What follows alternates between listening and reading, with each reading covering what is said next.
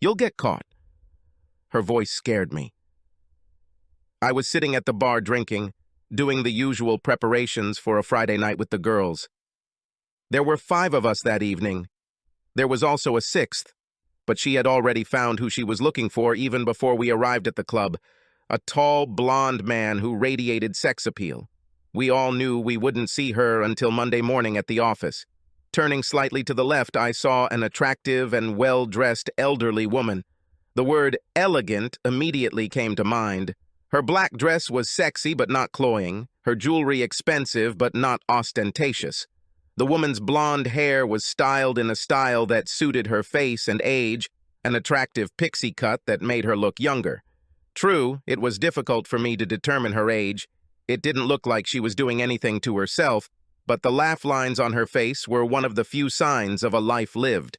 I hoped that at her age I would look at least half as good, and with a high degree of probability I guessed that she was somewhere around 50. What I couldn't figure out was what the hell she wanted from me. "Sorry?" I didn't try to hide the irritation in my voice. I said, "You will get caught. I've been watching your friends since they walked through the door, getting ready for the big night. Yes, Wait, what? Have you been watching us? And for what? And anyway, who are you?" She chuckled. "My name is Amanda, and you know perfectly well what I mean. Are you and your friends going to the club? Maybe. And here you all are, first to drink a little for courage. So far I'm right, huh? What's your name, dear?" "Aaron." "And yes. What are you supposed to be, some kind of psychic?"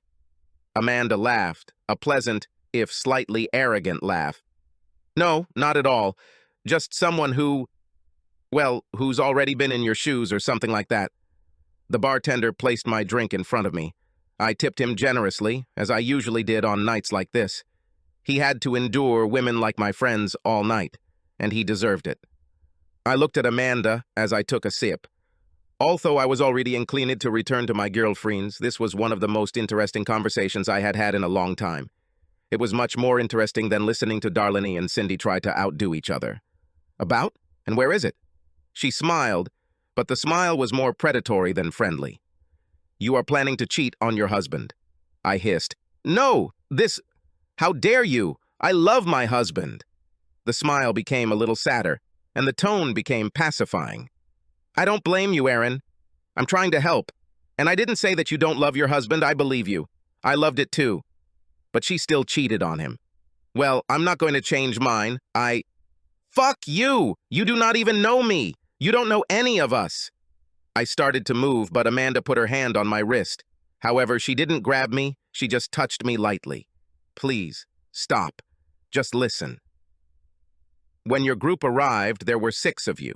1, with a ring, had already left with the guy to the screams and applause of the rest of your group. 2 of the remaining girls, including you, also wear rings. 3, no.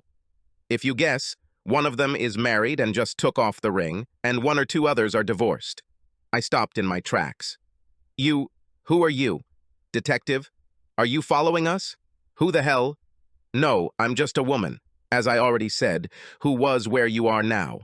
I once had friends like this, and over the years, I have seen groups like yours dozens of times.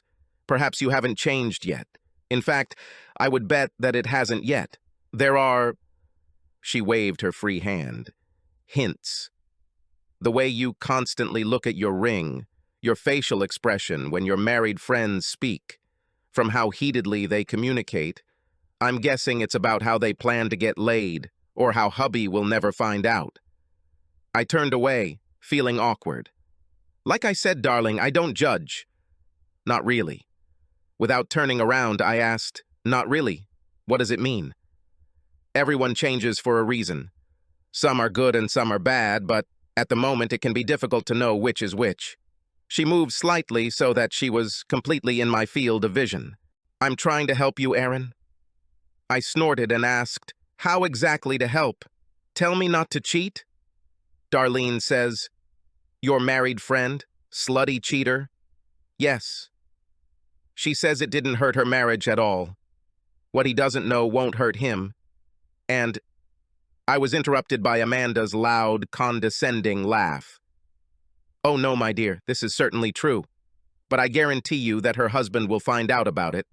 Your divorced friend, what's her name? I found out, didn't I? Cindy. I said it quietly, but then I caught myself. But she knows exactly how she screwed up. She says that she knows what she did wrong and can make sure none of you get caught. And in any case, everything ends well for her. Right? I stared at her silently. Like I said, Aaron, I've seen a lot of bands like yours, and although I haven't always seen the consequences, I know that what they do, and what they intend to make you do, will end with one of your group getting caught, and then it will end with all of you getting caught. 3 can keep a secret if 2 are dead, and there are 6 of you. And that's not even counting the fact that one of them hopes that you will fall, so that your husband will fall with you, and then she can catch him again. Or maybe he is already cheating on you, and this is revenge? I growled. Stan is not like that, she asked in a calm voice. And you? I don't. Her hand gently squeezed my wrist. People cheat for different reasons, Aaron. Out of boredom, or anger, or revenge, or misfortune. Because they want to leave. Because they want to get caught. Because they think they need a thrill. Why are you planning? I'm not going to, Amanda shook her head. How long before you have to go with your girlfriends to dancing, I assume? Well, maybe in an hour. And have you already cheated on your husband? I looked at my feet. Me not. Dancing a little too close when she was drunk. I let one of them kiss me, they groped me, but I stopped him. But nothing more. Her finger touched my chin and lifted it up. But were you planning to go tonight? Maybe. That's it. Darlene and Cindy talk about it so harmlessly, like it's just another, like it has nothing to do with him and me, like going to the spa or the gym, but he won't understand it because, for your pride. What if, Amanda finished her sentence with a sigh. If he really loves you, he will allow you to do this. Shaking her head, she said, Idiots. Hey, not you, Aaron. Well, maybe, but at least you're not as stupid as them. You haven't done anything irreversible yet. There is still time for you. Laughing, I said, Oh, so the repentant traitor is trying to keep me from breaking my oath. You broke yours and it ruined your marriage. So now you're helping young women not fall like you did? The grin on Amanda's face seemed almost demonic in its glee. Oh, no, no way. That is, perhaps, but I cheated on my husband hundreds of times in 23 years of marriage. I would probably still be cheating on him if my beloved Donald had not passed away. And not once did I get caught. And this is how I will help you, Aaron. If you want to cheat, I will teach you everything I can. And if you follow in my footsteps, you will never get caught, unless due to exceptional bad luck. What? Amanda picked up her purse from the stool next to her. There's a late-night diner across the street. I want to drink coffee and maybe have a light snack. If you'll join me, after you've told your friends you'll be back in about an hour, I'll tell you my story. In it, you will learn everything you need to successfully conduct as many affairs as you want. Are you serious? Oh, quite. A magician never reveals his tricks, but perhaps it's time for me to take on an apprentice. She saw that I was still hesitating. Look, I'm not asking you to get in the car with me. We'll go to a public place, drink coffee, eat French fries, which I'll pay for, and talk. Then, when we're done, you can do whatever you want with what you learn. At worst, you can tell your friends about the crazy woman you met tonight. She said the last part, with a self-deprecating grin. Amanda turned to leave. I'll go there anyway. There's no crowd here this early, and your friend left with the only guy I had my eye on. If you come, great. If not, well, I guess I'll have to spend a little more time walking up the stairs because I'm definitely going to finish this basket of potatoes. And with these words, she left. What the hell just happened? On the one hand, she is right. Everything the girls did was risky. I understand this. It probably takes someone who actually knows what they're doing to make me listen to what I've already been telling myself. I wasn't even sure what I wanted to change. My behavior in the last couple of weeks suggests otherwise. I really love Stan very much. My growing desire to have sex with other guys doesn't change that, at least for me. In the end, I'm sure that he fantasizes about other women, and I didn't go further than fantasizing. At least that's what Darlene and Cindy and the others told me. Although deep down, I knew I'd be damn pissed if I caught Stan doing the same thing to another woman that I was doing. But if I decided to pull the trigger, why wouldn't I want to become a good specialist? If Amanda is telling the truth, and she's gotten away with it for 2 decades and hundreds of guys, and her husband has no idea about it, why wouldn't I want to hear what she has to say? And if she was lying, then, as she said, it would make a funny story later. I told the girls that I wanted to get some fresh air before we hit the road, and that I would be back soon. They were already intoxicated, so Darlene simply shouted, "You better come back before we leave without you, and take all the best."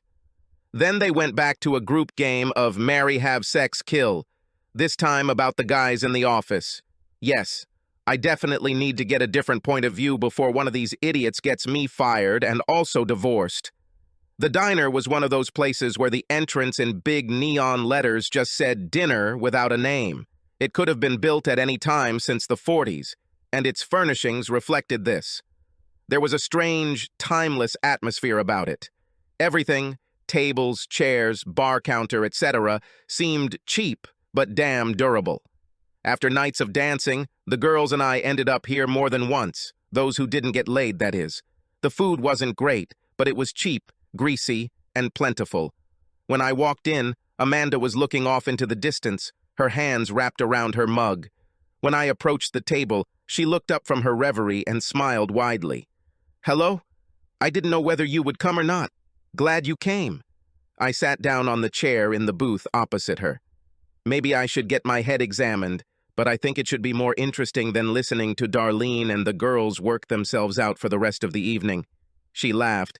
"I don't think this is a very high bar." I shrugged. "And that's true. But if you can tell me what you say, you can—" The older woman nodded, perhaps a little wistfully. "I can, but—" "I'm sorry. Could you tell me about yourself first? Not your whole life story, but what you do for a living, how long you've been married, and the like. I want to make sure that what I have to tell you, well, I think it's all interesting, but I want to make sure that it will be useful for you too. I don't want to waste your time or my time." "Fine. I'm 27. I met my husband at the end of my junior year in college. I majored in history, but then decided I didn't want to teach. So now I'm an administrative assistant. Stan and I started dating exclusively at the beginning of our senior year. We've been married for a little over 5 years. Is this marriage happy? In general, I mean." I nodded slowly. Yes, I would say yes. I have no complaints. He makes me happy. For the most part. Well, I mean, I would like him to clean up his socks instead of throwing them on the bed at night, and he would like me to stop watching so much reality TV. Amanda giggled. "Quite fair. What about your sex life?" I felt myself blush slightly. She's good." "Is she good?" She raised an eyebrow. "Yes. Most of the time it is excellent, although not as good as in the beginning. You know how it happens. At first it was an impulse. Now we seem to be getting used to married life. We're talking about children. But he's still—" I giggled. "He still more than gets the job done. And he tells me that I'm the best he's ever had, which is very nice. Is it true? And he is the best you've ever had, I think." Sort of like that. Now, yes. Or I think even 2 or 3 years ago he was the best. I had more experience than him and had to teach him what I liked, but he learned it well. When it got to this point, yes. But like I said, lately things have gotten a little stale. There's that damned raised eyebrow again. No, I wouldn't go that far. I searched for the right word for a minute, then found it. Comfortable, I guess. I love him, and it's still good. But I can't remember the last time we did something new in bed. Amanda nodded. Okay, no special complaints, happy marriage. It would be nice if the sex was better. So, why are you thinking about cheating on Stan? Luckily, before I could respond, the waitress brought out the fries and poured me a cup of coffee. I took this time to think about how to phrase my answer. I didn't come here for her to roast me, but for her to tell me everything. No. I mean, yes, I expose myself to temptation, but never. I don't want to cheat on him. I don't go on a date with them thinking I'll find myself a boyfriend and have sex with him today. I miss the excitement. A fried potato went into my mouth, followed quickly by water when I realized it was too hot. What is it like in single life? She took a sip of coffee, the faint outline of lipstick remaining on the rim of the cup. Ah. I fanned my mouth with my palm. Yes, probably about the fact that you are free and desirable. It's not that I wanted to cheat on Stan, but when we started talking about kids and buying a house and... I sighed. I'm just wondering if I got married too early. Shouldn't I have played in the field longer? To understand if there is someone better there? No. I deftly dragged the next potato through the ketchup and this time let it cool. No, I love him. I really do. He's such a good guy and I want to spend the rest of my life with him. And I sure as hell don't want to hurt him.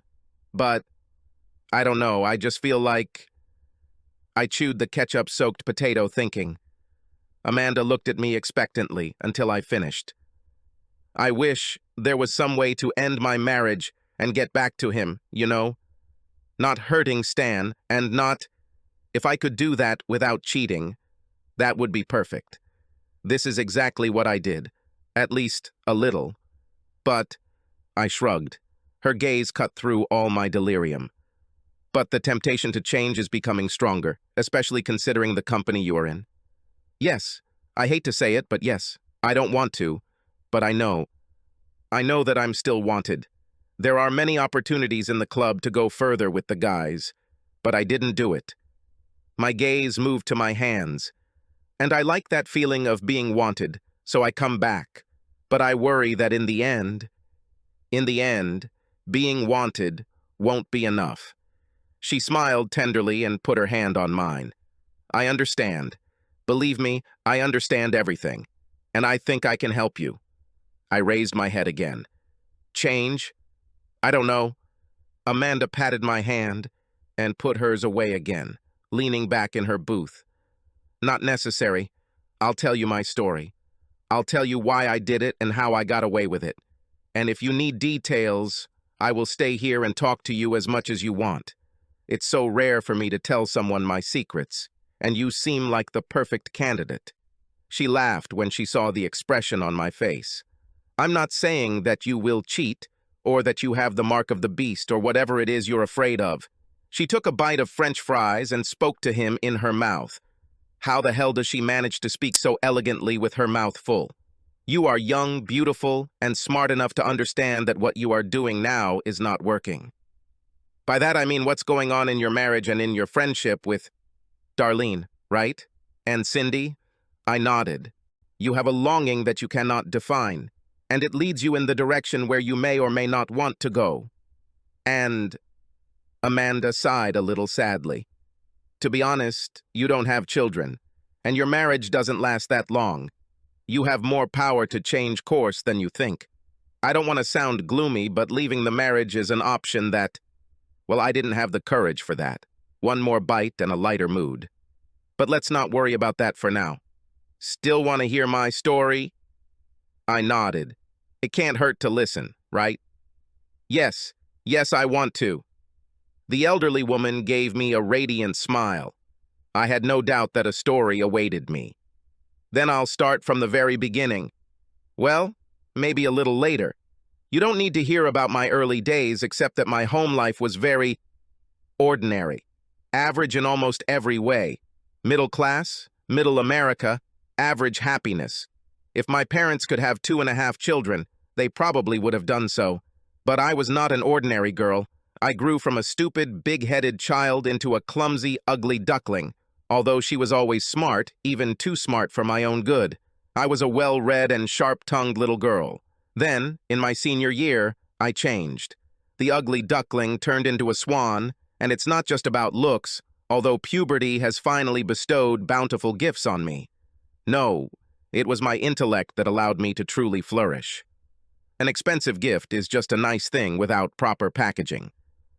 But packaged correctly, presented with only tantalizing and enticing glimpses that hint at what lies within, this is where desire comes into play. Think about it.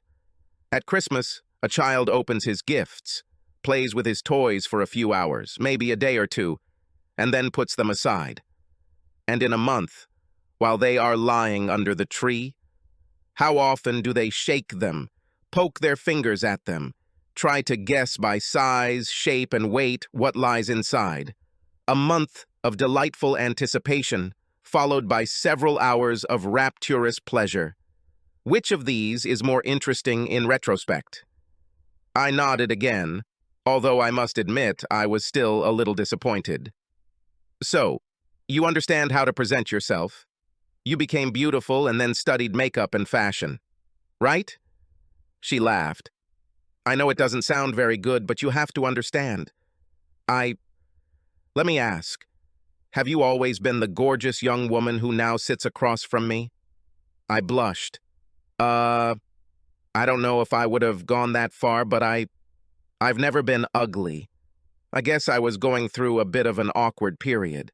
But you don't know what it's like to be invisible or even repulsive to your peers, and then suddenly become an object of desire for one half and contempt for the other.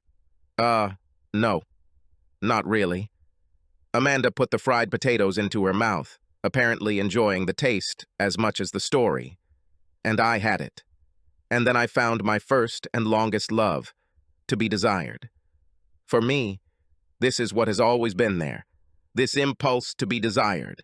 Sex is fun, but it's like opening a present at Christmas, the culmination of an experience, a burst of joy that justifies the melancholy. I took a sip of water. Okay, yes, I understand that. But it doesn't explain. Hold your horses, student. I'm just setting the stage. She giggled. I create a wish if you want. So I started dating my senior year, lost my virginity at prom, after half a dozen of the hottest guys in school asked me to it, and then went off to college. It was there that I first tried being monogamous, and failed. Amanda sighed, the energy that had animated her seeming to dissipate as the breath left her lips. Then I offended several good young people, and ruined her reputation. There was one boy who I know loved me very much, and I loved him too. True, I loved it very much, but She took a sip of Coca-Cola, seemingly lost in thought. This was the first time I saw her showman mask slip that evening. The love of my life was my husband. But I think that Jeremy could have become him if I had not treated him so cruelly. I don't even... The elderly woman smiled bitterly. I wasn't good at cheating back then. More precisely, it was completely bad. Jeremy didn't catch me, and he didn't need to. He just needed to not be completely blind, and he wasn't. Why did you cheat on him? Amanda looked at the table. That's the question, isn't it?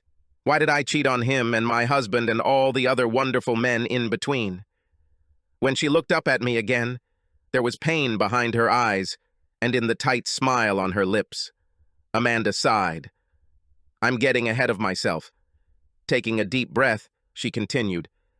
Addiction lies in the fact that you don't want to believe that it is an addiction. Nobody wants to. It doesn't matter if it's drinking, eating, or gambling. The excuses are different, but they are each other's cousins. The just one drink excuse is very close to, I was just dancing with him. A non-addict might drink a beer or dance a little too closely, and that would be the end of it, at least if nothing else happens. But for an addict, this means that a person is opening himself up to disaster. And then when a disaster happens, we resort to rationalization. I had a hard day, so I drank a bottle of vodka. It's my birthday, and I can eat as much cake as I want. Amanda's face distorted into a grimace. Our relationship should have ended already. I just haven't told him about it yet. All ways to justify excesses that we don't want to admit are excesses. She smiled brightly as she walked back to center stage. I didn't know then that it was an addiction.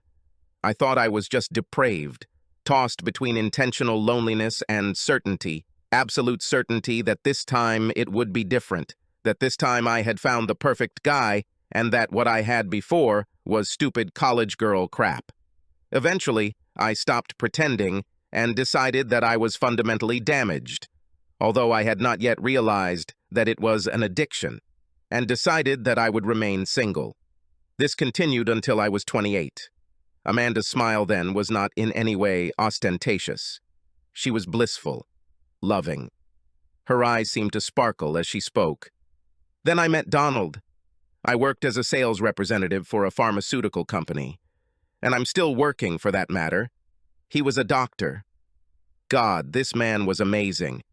It wasn't even about how handsome he was simply gorgeous. It was just him, his presence, the kindness in his voice, the way he carried himself, the way he could be so easily and simply smart, and then turn around and tell the stupidest joke. He was perhaps the best lover of my life, almost from the very beginning. In the top 10, and maybe even the top 5, best partners of all time.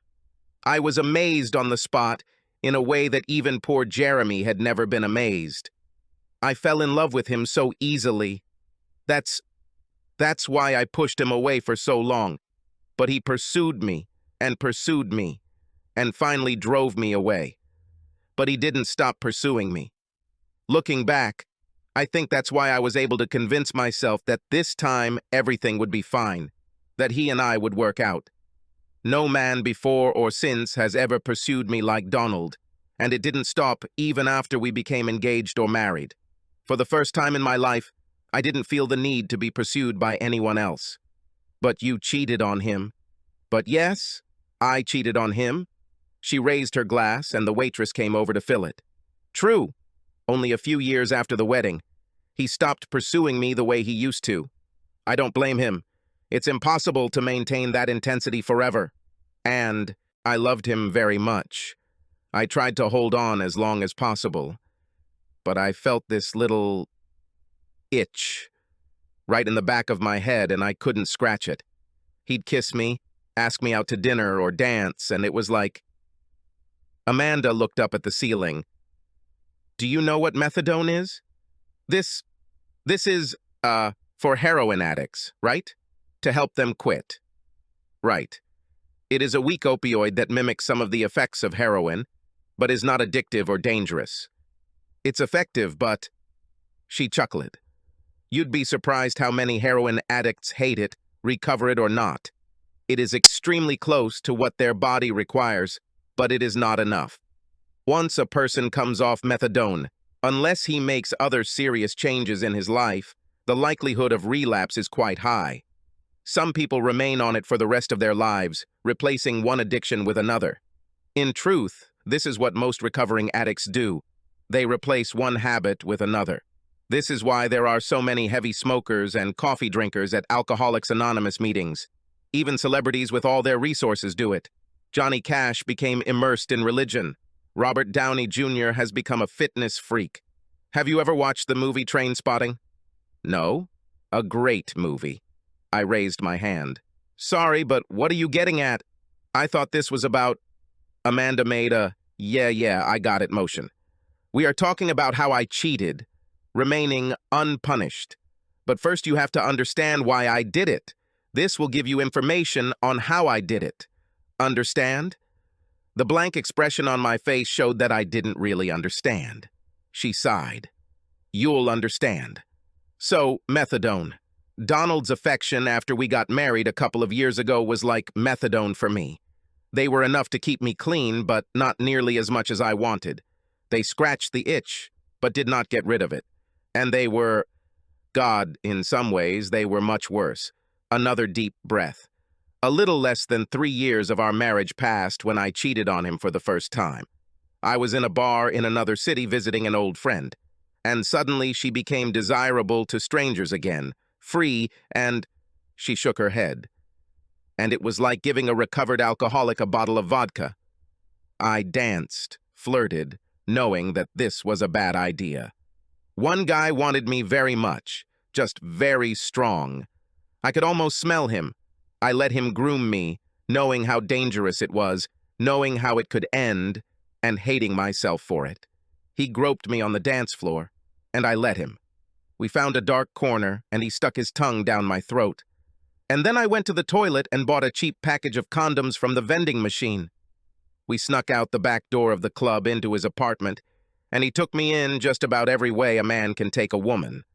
The only condition I made, the only concession of fidelity to my husband, was that we had to be separated by rubber. A few hours later, I stumbled back to my hotel room, exhausted, tired, euphoric, and... She frowned and sighed, and feeling worse than ever. Without taking off my dress, I climbed into the shower and cried under the running water for probably an hour, wanting to die before Donald met me. Amanda sat silently for a while, looking into her cup as if she could find the answers there. Without looking up, she continued her story. I thought about telling him everything, but I knew my husband. It would have killed him. He loved me very much, despite the fact that I told him about my past. Then I still didn't understand the depth of my need. I still thought that in my youth I was just a bastard and that I had finally found a man who would make an honest woman out of me. A good woman. Sad smile. And he did. Actually, I did. Just not good enough. She looked up at me.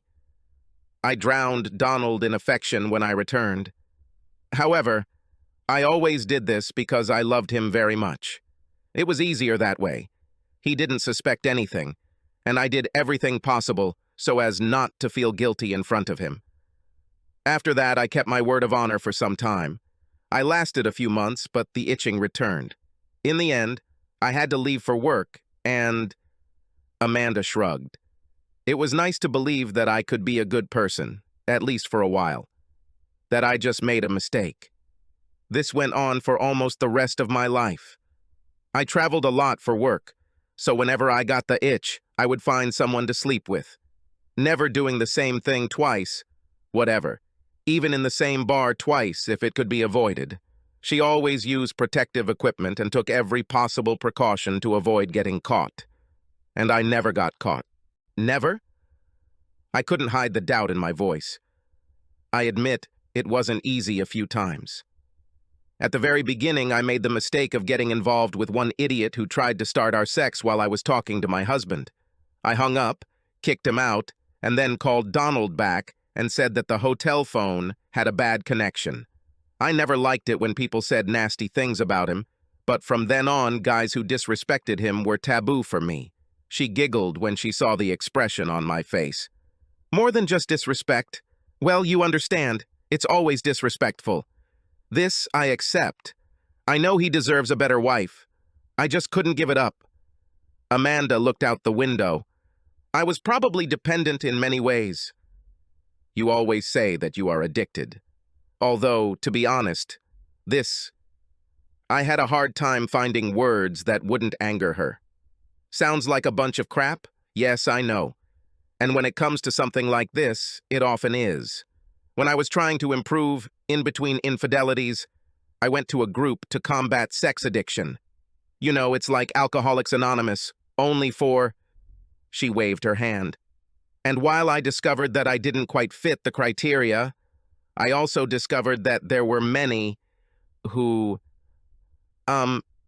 let's just say they went there because someone caught them having sex with someone they shouldn't have, and sex addiction was an effective escape for them.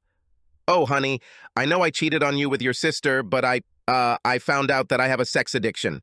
Goats. But I know that I really have an addiction, or compulsion, and I can prove it. For now, let me tell you the rest of my story. She took another bite of the fried potato, then frowned and pushed the basket towards me. It's time for me to stop. An unexpected laugh escaped her lips. And this is what an addict says. Amanda leaned forward. So, one day, I almost got caught. And then there was a time... She swallowed. And then there was a time when some brat took me without my consent.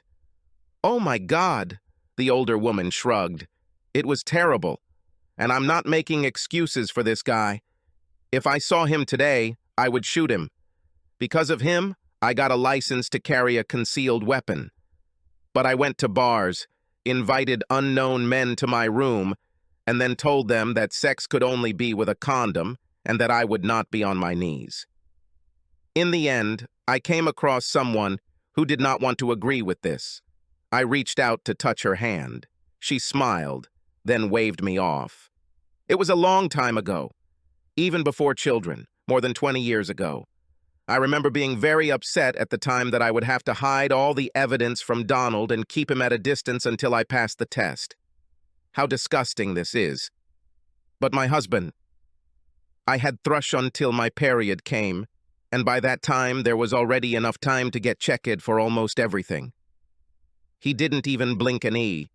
He just wanted to make sure I was okay. There was a small chance that I had contracted one of the diseases with a longer incubation period, but they are not transmitted until they are active. I just had to constantly get tested, like a woman of easy virtue. But we dodged the bullet. I dodged the bullet. Suddenly a thought came to mind. You say that you have children. Is there any chance? No. Amanda's voice sounded louder than she apparently wanted, and several people looked in our direction. She lowered her voice again. No chancey. When we decided to have children, I refueled during the trip, just before we wanted to start, and when we returned, I stopped taking the pills. Thank God Donald was damn courageous, and it only took us a month each time. She bit her lip. And yet I was worried. Knew that by all accounts the children, when they were born and all that, should be Donald's. But I was paranoid about this. I would definitely confess if one of them was not from him. I couldn't do anything else with him. So she arranged for all of us to be tested as part of a work-related genetic testing program that actually had nothing to do with work. Fortunately, the paranoia turned out to be just paranoia, and everything turned out to be okay. Did you cheat during pregnancy? No. This word was pronounced with a hint of artificial gaiety. At that time, Donald was very protective of me, so it was easier. Not easy, but easier. I was horny as hell, but it never... Like I said, it's not about sex, it's about desire. Sex is just the end. She grinned. I think Donald had a fetish for pregnancy because there was more sex during this period. Her dreamy, distant smile was clearly caused by pleasant memories. Those were such good times when I was pregnant, and then when the children were very small. I don't know why, but something about children. Maybe it was overwork, or maybe it was the fact that they just constantly needed me, but it was an even stronger replacement than Donald's love. For a while after my oldest was born, I thought that, I don't know if maybe having something bigger than myself or my marriage would finally fix me. That this is finally what will make me a worthy person. Amanda stared at her half-empty cup for a while. When she spoke again, her voice cracked slightly, but it was not so. She looked up at me, her increasingly insincere smile no longer hiding her pain. As soon as my son went to kindergarten, I felt that the itching began to return. And although it passed again after the birth of his daughter, that was all. For 6 of the 23 years of marriage, I was a faithful wife. What about the rest of the time? She shook her head. You said you tried to stop? She nodded, taking a deep breath and trying to pull the mask tighter over her face. Yes, I tried a bunch of ways. Therapy, of course. Sex addiction counseling, religion, athletics. God, how wrong I was. Have you seen how athletes look at even a moderately attractive woman? I even tried to gain weight, hoping that if I became less desirable, they would chase me less. I thought maybe it was a supply problem rather than a demand problem. But everything turned out wrong. It's just that less interesting men were now running after me, and I was dissatisfied in another way. I snorted, but I couldn't help it. This bit of fun seemed to lift her spirits. Briefly speaking, 10 years after marriage, I decided something for myself. Firstly, it is an addiction, even if there is no corresponding item in the mental disorder. This applies to many disorders for different reasons. Secondly, I can't control it, or at least I can't find a way to control it. And third, I need to find a way to stop him from ruining my life. I started reading a lot about harm reduction as a strategy. That is, do not try to give up the addiction, but limit the influence of addiction. I saw a news article that stuck out to me about a woman who was a successful businesswoman and mother, but lived with a heroin addiction for over 20 years. She managed to manage her addictions, and the only reason she was caught was a random raid while she was meeting with her dealer. She grinned. Not exactly a heroine for the ages, but I thought that if she could cope with this for decades, then so could I. And she did. Donald never found out. I don't think he even suspected. I was extremely careful. Did you have, well, I don't know. Did you plan any kind of ending? For example, what if you stay the same when you retire and can't travel as much? Not really. I just kept dancing and hoped the music would never end. I had a distant hope that menopause might change my brain chemistry enough to fix me, but it didn't. That's what addiction is. After all, it's just a matter of brain chemistry. There's a reason why for almost all addictions, smoking, drinking, you name it, the successful quit rate is around 5%. It's not that people don't want to quit, it's that they can't. In response to my incredulous look, she raised an eyebrow. Do you believe it? No, that's not the point, Amanda nodded toward someone at the other end of the diner and spoke quietly. That guy over there, he probably weighs 260 pounds, maybe 300. Do you think he wants this? Or does he not know how to lose weight? I guarantee he knows more about diets than you or I will ever know. And he eats a piece of pie, which I doubt he even likes. He sits alone in a diner, eating something he doesn't even want to cope with a hunger he can't and won't understand. Not real hunger, not the kind that comes from starvation, but because some small trickle of molecules in his brain just isn't enough to make him stop. This is true for anyone who is trying to quit smoking, drinking, or eating. It's me. Or at least, I was. Was it? She looked out the diner window again, her eyes wet. After Donald died, I went completely off the rails for a while.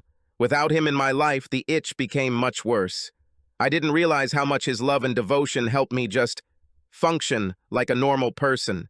Less than a month after his funeral, I was already sitting in a bar and waiting for them to start pestering me. And every night for the next 6 months, I brought home someone new, sometimes not even one, but never in our bed. She sobbed and wiped her eyes. I couldn't do that. It was still our bed. Even when he was gone, I couldn't do that. I allowed myself to do other things. I stopped taking care of my health as I should have. I began to drink more.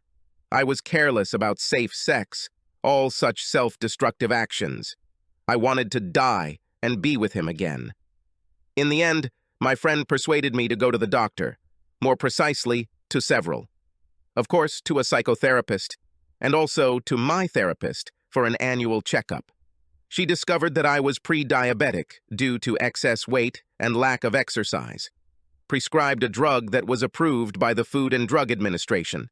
I got my weight back under control and out of the diabetes danger zone. She took a sip of her coffee. Oh, and he cured my addiction. What? Yes. At first I didn't understand this. That is, it did not help immediately. It took several weeks. But even after the first injection, the itching became less. And after the first 2 weeks, he simply disappeared. He just disappeared. I still had needs, sexual needs, but I didn't feel that mindless hunger. The bottomless pit was filled. At first, I chalked it up to my friend's intervention, to the fact that he brought me to my senses after Donald's death, therapy, and so on. But when did you finally receive a clean report from the doctor and stop giving injections? Lord, she sighed. I became slutty again like never before. And what were you doing? I was engaged in sales of pharmaceutical products, as I already said. I know all the tricks to get cheap drugs and easy prescriptions. So I started working on my own again, as soon as I realized what had happened. And, as before, the itching went away. A couple of months later, I began to read in magazines that this drug reduced the level of addictive and compulsive behavior among the test groups. Drinking, smoking, compulsive overeating. Tears glistened on her cheeks. Do you have any idea how painful this is? My love for my husband was not enough. My love for children was almost irrelevant. Hell, even my sense of self-preservation wasn't helping at all. Nope. I needed a weekly dose of medication to force myself to keep my legs closed. And it was already too late for it to matter. My Donald is gone, and I will never see him again. I almost threw away this damn medicine. I wanted to die. This time, I really wanted to. Death from debauchery. That would be damn nice to see on a death certificate. She shook her head. But I couldn't do that to my children.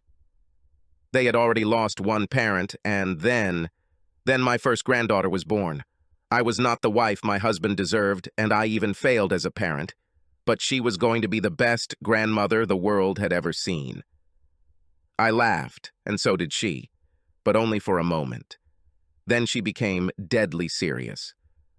That's my whole story. If you want, I can tell you how to cheat on your husband. It's not difficult. Any idiot can do it. It's not much harder to avoid getting caught, especially if you're only going to do it once. Go somewhere, pick up someone at a bar that's not your hotel bar, take them to a dingy hourly motel, and have sex.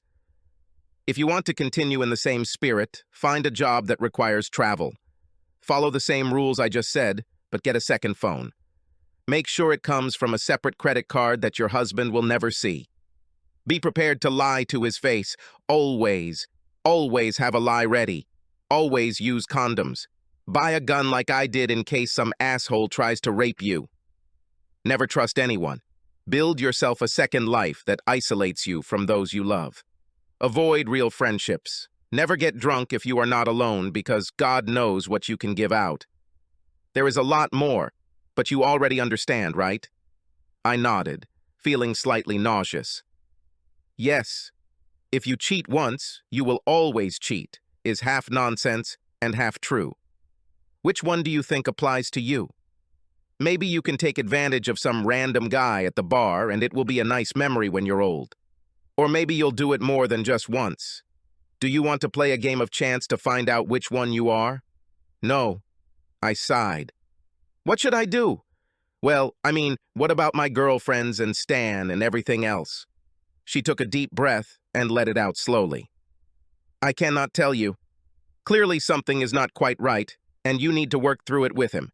Go to a consultation, go on a trip, buy whips and chains. I laughed. But whatever you do, throw those fucking friends of yours under the bus, at least for him. How much you tell him is up to you. Although I think you should be, completely honest. But put it all on them. I guarantee that he would rather blame it all on them than believe that you yourself came so close to it. And then, stay away from them. Change jobs if necessary.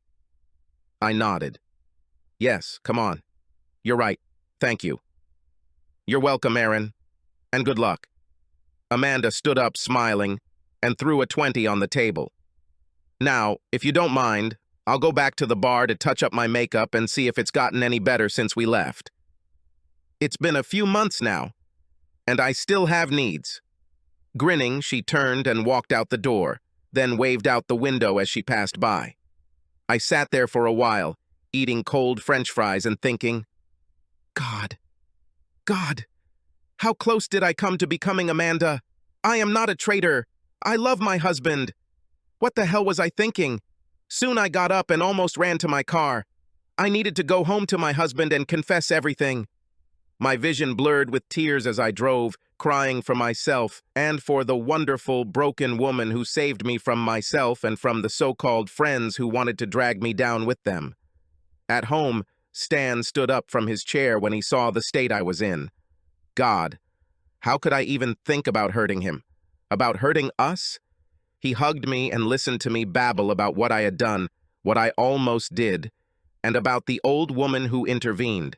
His face became increasingly gloomy, but when he finally spoke, my husband's first words were, I love you. Thank you for telling me everything. I'm angry, but together we will get through this. I sobbed in his arms as he carried me to our bed. We lay together as when we first fell in love with each other, alternating tender lovemaking with frantic, desperate intimacy. I needed him. I needed him more than anything, and he showed me the same passion. Never again will I let any of us forget this. After that, with the love of my life sleeping next to me, I lay awake for a long time. I'm not religious, but that night I needed to believe that Amanda's pain had a reason. I have someone to thank because her voice at the bar saved my marriage. I silently prayed for her, thanking God for sending her to me. I asked Him to watch over her and her family, and in the end, I asked Him to have mercy on her when the time came. May we all receive graces that we do not deserve. I received mine that evening. Subscribe to our channel so that your second chaff doesn't cheat on you, and go ahead and listen to the next story, because this story is nothing compared to the next one. If you're under 18, don't even think about listening to the next one.